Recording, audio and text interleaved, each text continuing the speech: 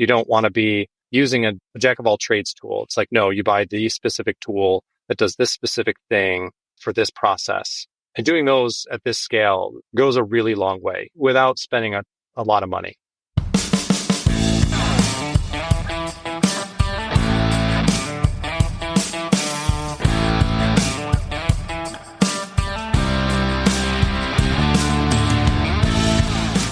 Hello and welcome to the Being an Engineer podcast.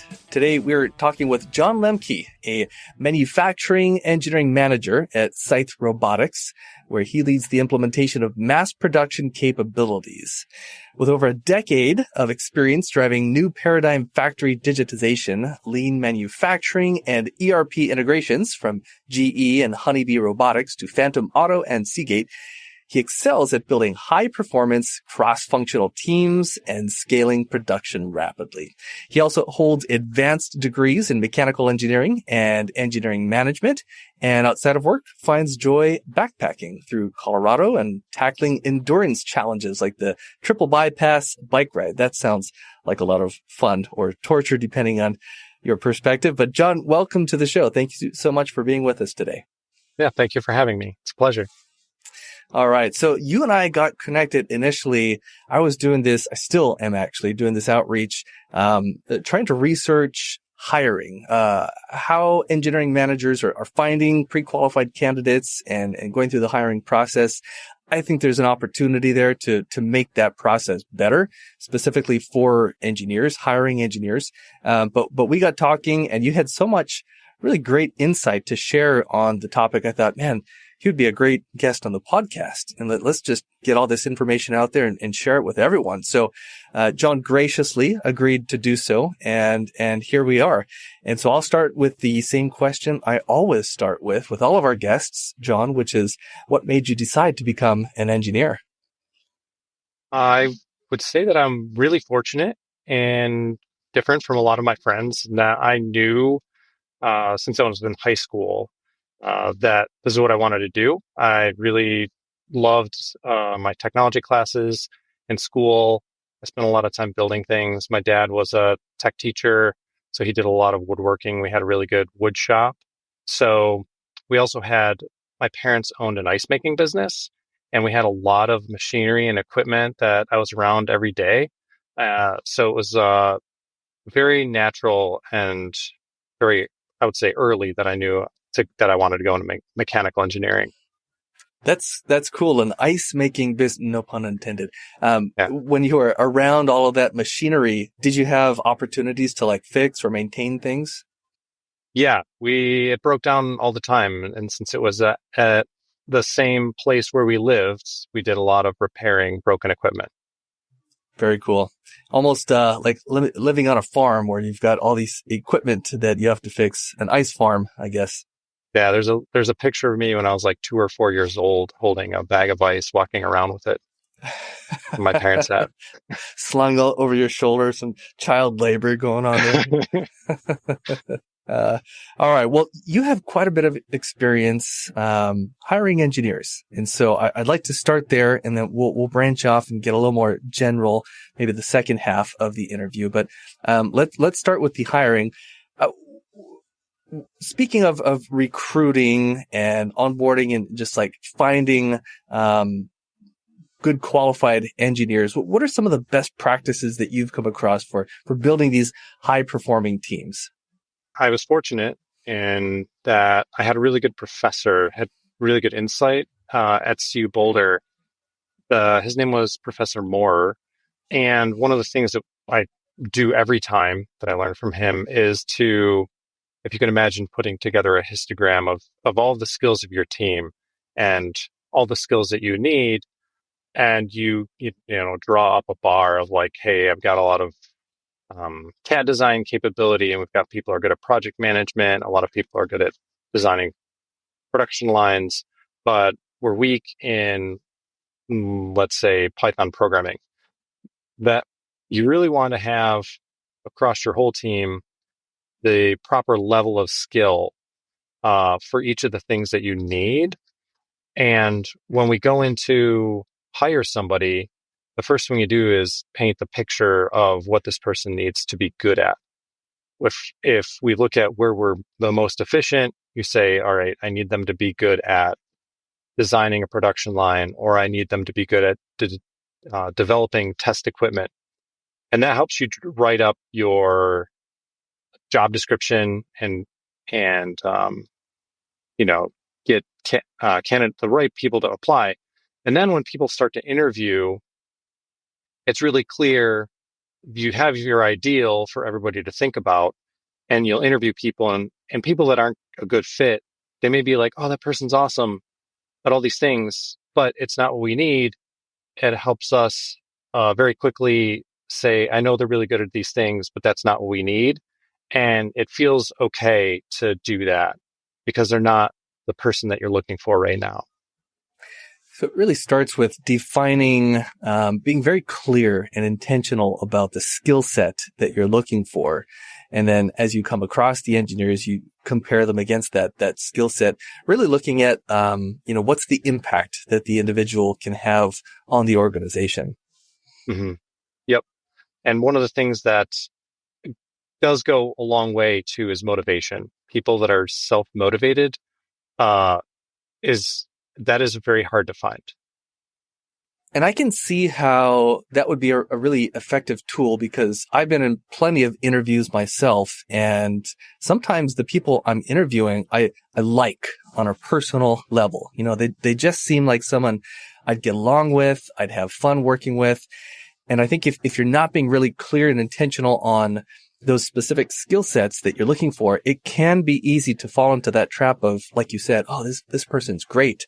He or she would be really fun to work with, even if maybe they don't have exactly the skill set that you're looking for. Mm-hmm. Yep, absolutely.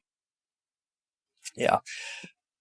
Do you think that there are unique challenges associated with hiring engineers specifically? Or is hiring an engineer like hiring any other of the, 10 million jobs out there?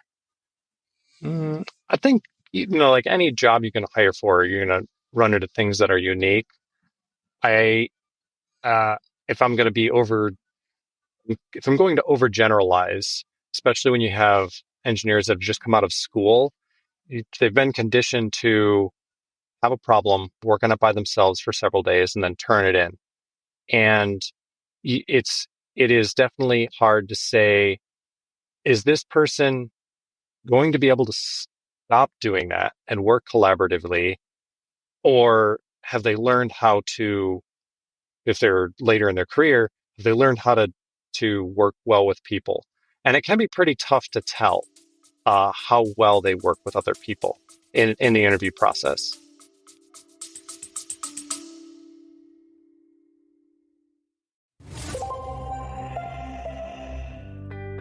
From motors and robotics to controls, automation, and precision prototyping, Simutech brings ANSYS simulation tools and expert insight directly to your team. We help you accelerate design, reduce risk, and eliminate costly rework. Validate before you fabricate. Simutech Group helps you simulate thermal stress, vibration, fluid flow, electronics cooling, electromagnetic performance, you name it. Whether you're in automotive, aerospace, energy, industrial automation, or the next big thing, Simutech partners with innovators to deliver simulation-driven results that move products forward. Build smarter machines, launch stronger products, scale faster with Simutech's simulation support by your side. Simutech Group, your engineering partner in motion. Visit simutechgroup.com and let's power up your next design. Are there any pro tips that you've developed or learned over the years to at least get an inkling of how well these candidates are going to work with others? I always ask for specific examples. It's like, give me a specific example of a time that you did this particular thing. And I'm really looking for when they give that specific example, that they did a thing. I think that it comes out when they're like, oh, I had this problem I had to solve. I knew the person I needed to go talk to, scheduled a meeting. We talked about it. I learned the things I needed to learn. That's a very telling example of they go and work with people really well. I have gotten I've gotten responses where they're like, well, I just went on the computer and Googled this for several days until I learned everything I needed to know. And then I went and did it. And I've gotten those answers in interviews. And I think they're pretty telling to the way that the person operates. This is a great segue into the next question that I have. I think that in general, we as human beings would do a lot better at asking questions and listening than we would at talking, even though arguably a lot of us are better at talking than we are listening and asking questions. That's even more true, I think, in the context of interviewing. Are there any go-to questions that you always ask or usually ask engineering candidates? I have a couple what I would call like soft pitch questions. What motivates you? And can you tell me about an interpersonal conflict you've had? The what motivates you one, I've had a few people trip up and have no idea like what to say. And, I've also asked people like, what's the thing you're the most proud of? And when people can't answer those, it really makes me wonder, they seem to be such easy questions to answer. And the interpersonal conflict question for me is also really telling because I've had a surprising number of people who say they've never had a disagreement with anyone in their entire life. And they're in their 40s or 50s. And it's hard for me to believe that they're being entirely honest. Whereas a lot of people will be like, oh, listen, I remember this time I had, really bad interaction and really struggled. And then I talk through like a very challenging thing. And it's like, if you can talk through how you resolved a really difficult conflict, it goes a lot further than you telling me you've just never had an argument with anyone. Yeah, I find that hard to believe as well, that anyone, even, at 2 years old could live without having an argument. Either that or they're total pushovers, which you also probably don't want on the team. Any other questions that you commonly ask, or are those kind of the main ones? I like to I do like to ask people why they like this specific job or this specific company, what interests them. I, since I'm often the first person, I ask a lot of interpersonal questions, like tell me about a time you received feedback you've disagreed with to see how people take that. And I leave the more technical questions and at least our first round of phone calls to the person after me, because if they can't prove that like interpersonally they're going to get along, I don't think it's worth diving into the technical questions. I think the subtext of what you're saying there is that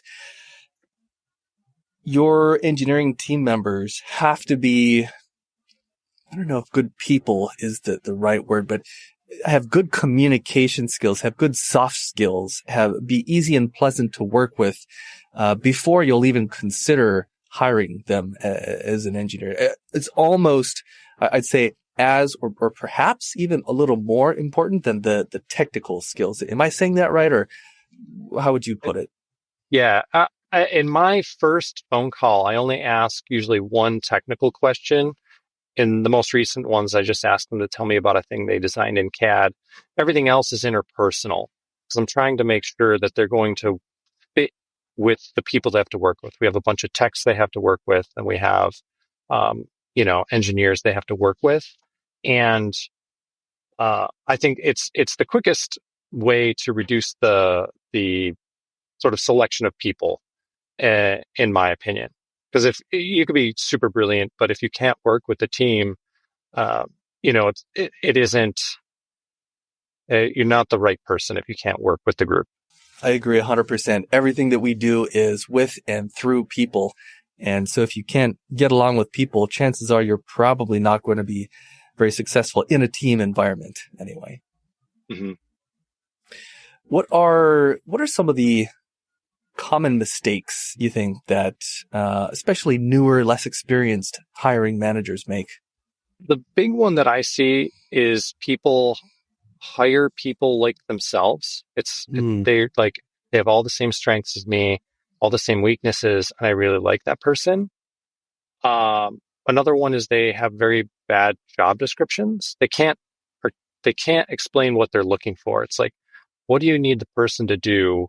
And if they can't tell you and you're their coworker very well, and it doesn't reflect in the job description, because we had an issue with this where it took us a very long time to hire someone, and the people applying did not have the skill set we're looking for.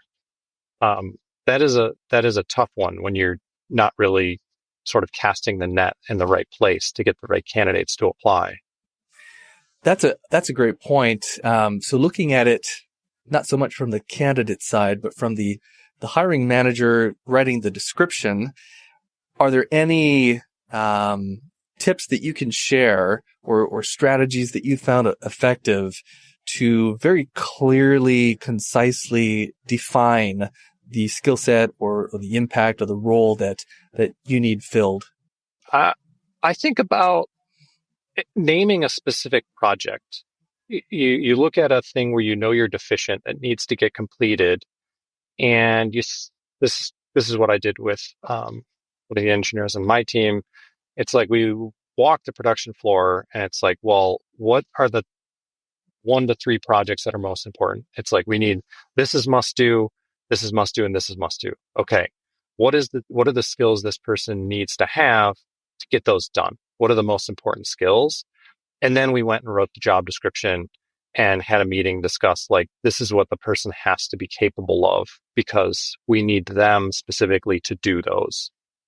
Oftentimes when looking at job descriptions, there's the ideal, right? We want the ideal candidate to have this and this and this and this and this and this and this, so on and so forth. How often do you find that you find someone who like really, really, 95% matches the ideal candidate that has been defined in the job description? Or is it more common that typically you're going to have to make some concessions and settle for, 75% fit? I think you are always making concessions, and which is why I think it's important to rank what's most important at the top so that you can see, like, is this person's top skill the same as the top skill that I need? Because you're always going to find that there's nobody that has every single skill that you could possibly need. I have not found anybody that has fit that bill yet. It's probably the same person who never had an argument with anyone. Yeah. I went, to be fair though, not that I was hiring, but I knew one guy in college who could do more things extremely well than anyone else I had ever met. But those people are very, very, very rare. That's a special person there. Mm-hmm. For the engineers listening to this who maybe are preparing for an interview right now or know they will be in the near future, what can you share with them? What kind of advice can you share with them to prepare yourself and present yourself in the best possible light? And then on the flip side, what should engineers definitely avoid? What should they definitely not do during an interview? These are maybe just like the very basics of interviewing.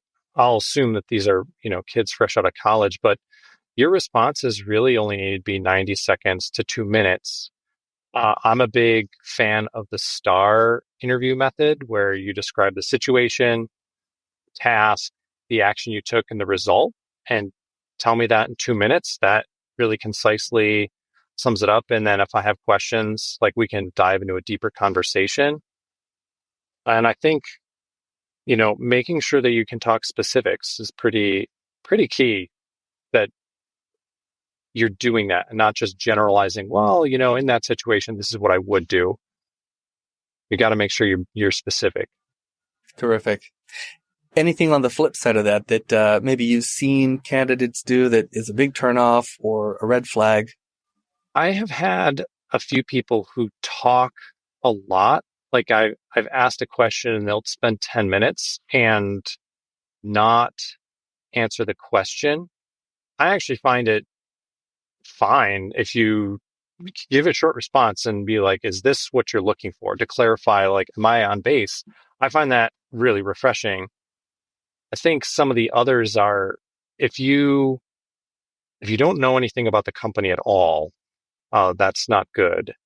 And if you can't really, if you don't have any questions either, you should want to know something more at the end of the interview. Because if you have no questions, it's kind of like you don't seem to be very interested. People are really interested. They'll ask a gazillion questions at the end of the interview and just keep asking you. And that's how you can tell somebody who's really interested.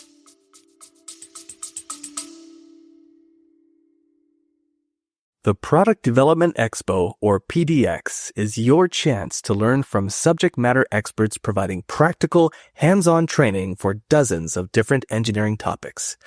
GD&T, Advanced Surface Modeling, DFM, plating and finishing techniques, programming robots, adhesive dispensing, prototyping tips and tricks, and lots more. PDX happens October 21st and 22nd in Phoenix, Arizona. Learn more at pdexpo.engineer. That's pdexpo.engineer. That's a great tip right there. I bet that's one that a lot of people don't think about, but they should. It was funny listening to you talking about candidates that go on too long. I interviewed a guy, this is quite a long time ago, maybe 8 or 10 years ago, and I asked him a question. Can't remember what the question was at this point.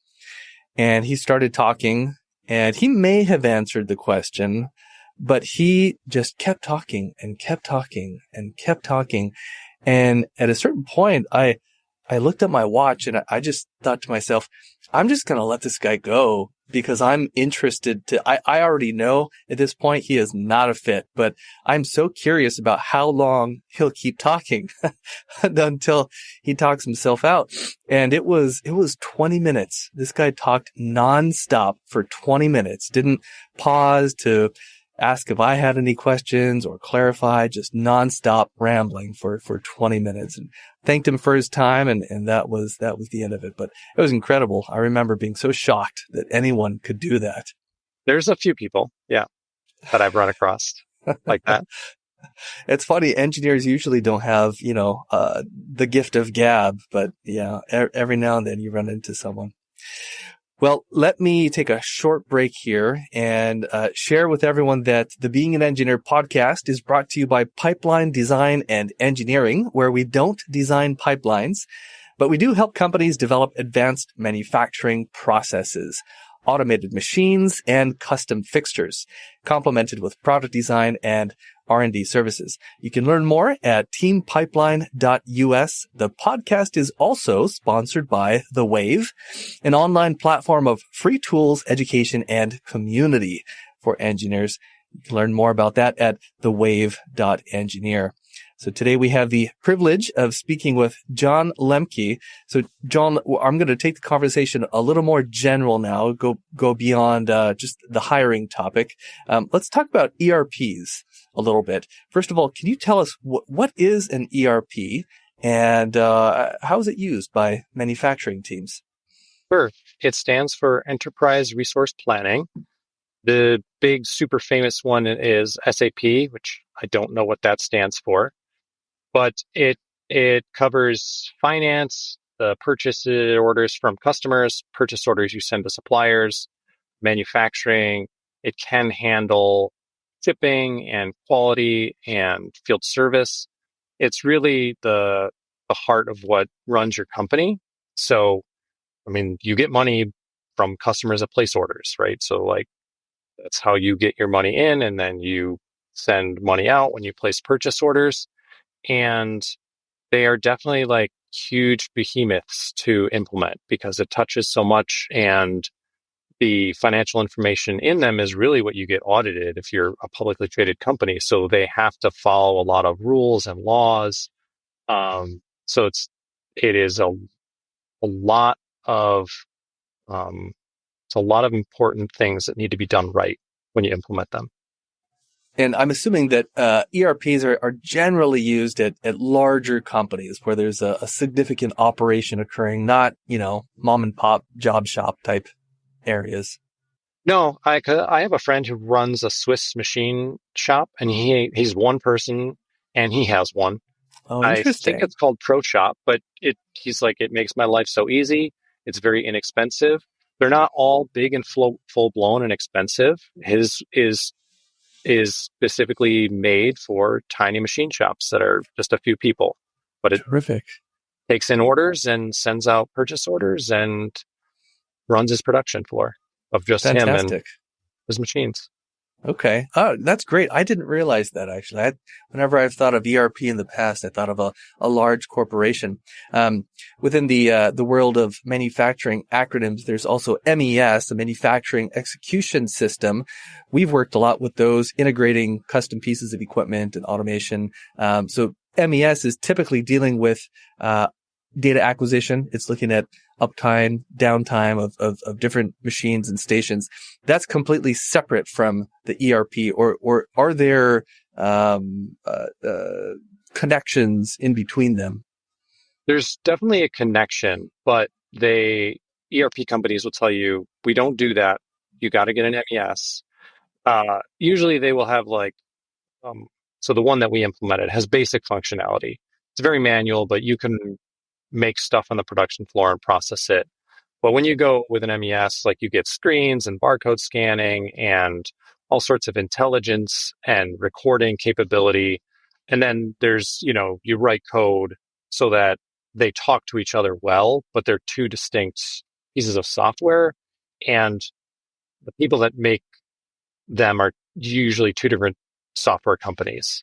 They don't Got it. play in each other's sandbox. Okay. Yeah. At Scythe, where you work now, you've led production scale-ups, and I think if I read this right, achieved a 60% capacity increase in just 10 months, which is super impressive.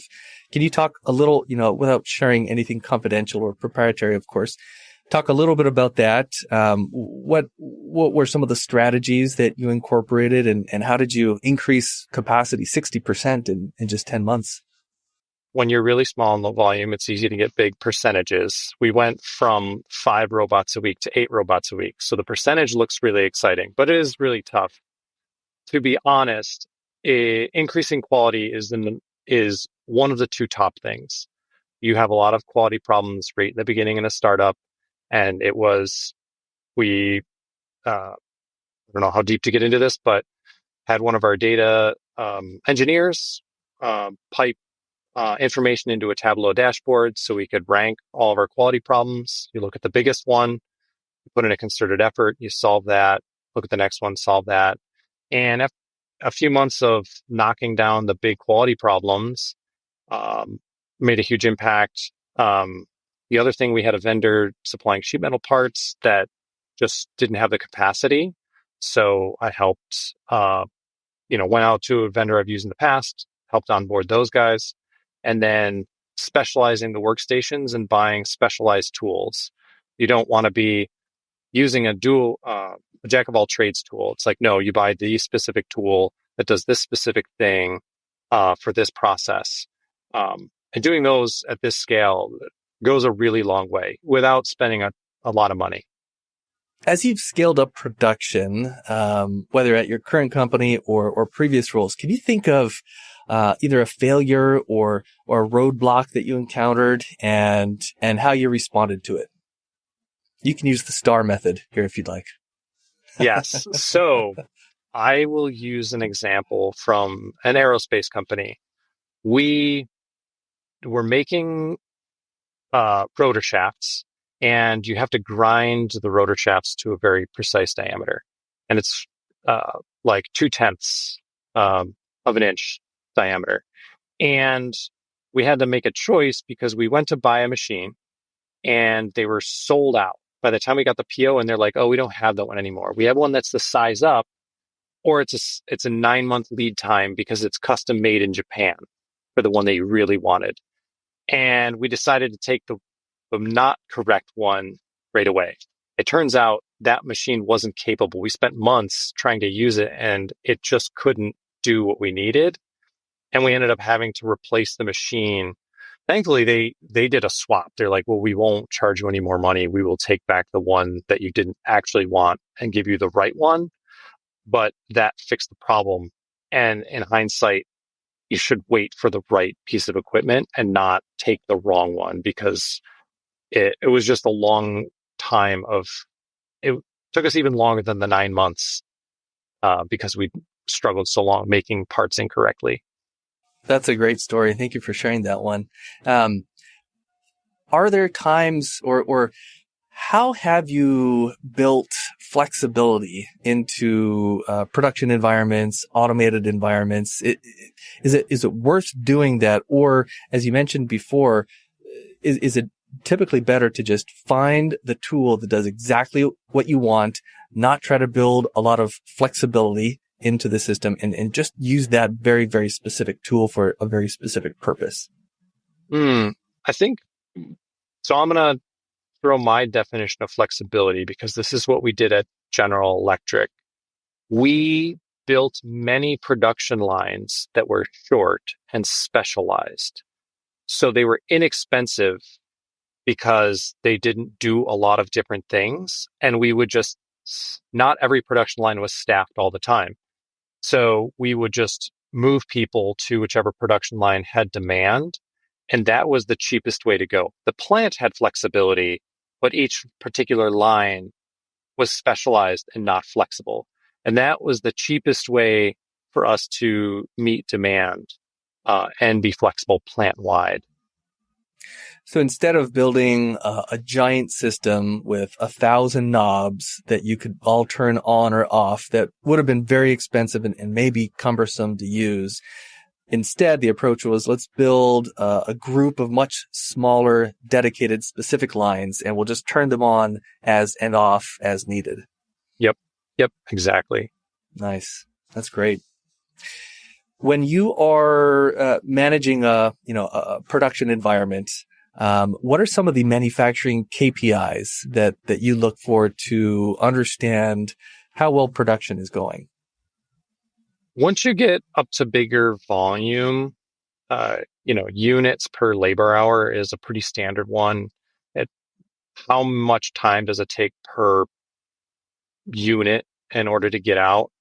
I think that when you're small and you're trying to grow, a lot of it is, I would say the most important one is defects per unit, because we were, in the beginning, you end up having more than one defect per unit. Once you get big, you're like, oh, I get one defect every 100,000 pieces or something. But you really need to fix your quality problems first. And there's a lot of quality problems when you're small. And it's pretty challenging because at low volumes, it's hard to tell if it's a one-off or if it is systemic. And that figuring that out takes a long time because you're not making many. And so you have to spend several weeks to build 20 units to figure it out. Is that the solution then, to figure out if it's a one-off or a systemic problem? Just build more until you have enough data? Yeah, that ends up being what it is. If you're familiar with Edwards Deming and the quality principles that he teaches, you do have to determine if things are one-offs or if they are systemic. And the words he uses are like type 1 and type 2 failures. I don't quote me on it, but those are John's words, because I can't quite remember the words that Deming used. Sure. Yeah. Okay. Just a couple more questions here and we'll wrap things up. Let's talk about your joy of backpacking and endurance biking. Maybe give us a little background there. How did you get into it, especially the endurance biking? And have they had an effect on your leadership style at work, or do you see them as just completely separate parts of your life? Well, biking is interesting because I bike to work most days. Even in the winter, I bike definitely more than 50% of days I bike to work. I got into backpacking when I was in college. I was a member of the outing club. So I did a lot of rock climbing, ice climbing, backpacking. Cycling I didn't get into until I came to Colorado, and my wife and I did that. Interestingly, that was our first date. I think that was really what kicked it off, is we went on a date on a road bike ride to train for a triathlon. And so ever since then, that is our thing. And so when it's the thing that you and your life partner do because you both enjoy it. I mean, I think it really is really great to have a thing that you both really like to do together. And I would say that it is also really helpful to have something that you do that's extremely hard, because the triple bypass, for people who've never heard of it, it is 120 miles over 3 mountain passes in Colorado. And so it ended up taking us like 14 hours to complete. And there's 5 big aid stations where people stop. This is not a race. It's a sort of a casual ride. There's several thousand people that do it. But it's really long to bike for that distance. That's definitely the biggest, hardest thing that I've done, I would say. But it helps you see. I would say there's a direct correlation that people that do hardcore stuff like that outside of work, when they come to work, they bring the same level of intensity. I very much relate to what you're saying. I've never ridden 120 miles on a bike, but I do jiu-jitsu, and it is one of it's probably the most physically demanding thing I've ever done.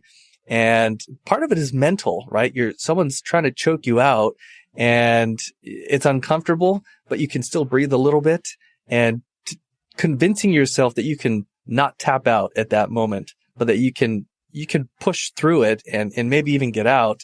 That's a really tough thing to do. And I've found that just my mental toughness in general has really benefited from that.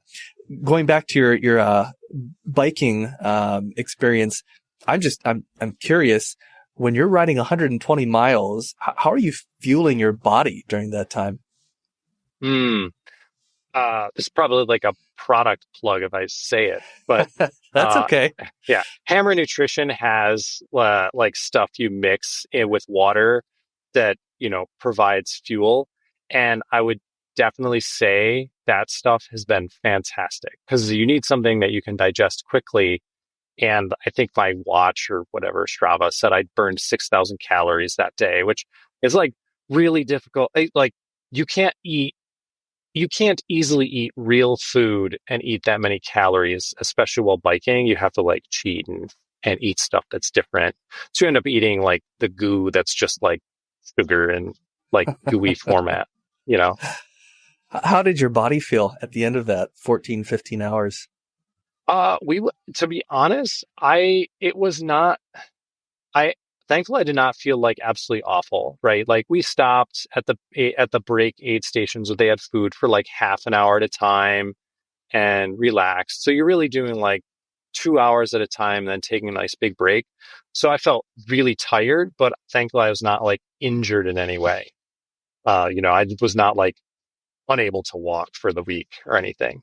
Nice. It was just like, nice. I'm going to sit on the couch for a while after this. Did you ride your bike to work the next work day? No. Little break. Yeah. Yeah. All right. Well, John, thank you so much for being on the show today. This is great. I appreciate, and I'm sure everyone else who's listening appreciates everything that you shared, all the insights about hiring and manufacturing and scaling production. How can people get in touch with you? They can look me up on LinkedIn. If you look for John Lembke, John, and last name Lembke, or you can email me if you'd like at john.v as in Victor .lemke Lembke @gmail.com. Terrific. All right. Well, thank you so much again, John. Yeah. Thank you so much. I'm Aaron Moncur, founder of Pipeline Design and Engineering. If you liked what you heard today, please share the episode. To learn how your team can leverage our team's expertise developing advanced manufacturing processes, automated machines, and custom fixtures, complemented with product design and R&D services, visit us at teampipeline.us. To join a vibrant community of engineers online, visit thewave.engineer. Thank you for listening.